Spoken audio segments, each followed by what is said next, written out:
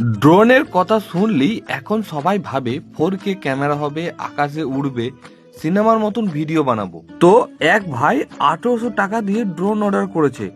আমি মনে মনে ভাবছি, ভাই 1800 টাকা দিয়ে আকাশ না, বাড়ির বারান্দাটা কভার করলি অনেক। ভাই আমাকে জিজ্ঞাসা করলো, দাদা 4K ক্যামেরা ড্রোন লেখা ছিল, 4K হবে তো?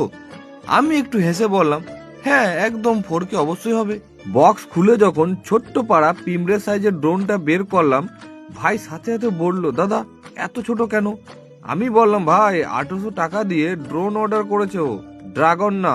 ড্রোনটা অন করে ভাই বলল, দাদা 4K বলেছিল, কিন্তু ভিডিও দেখে মনে হচ্ছে আগেকার দিনে সাদা কালোর মতো লাগছে যে। ভাইকে বললাম, বড় আশা করলে বাজেটও বড় রাখতে হয়।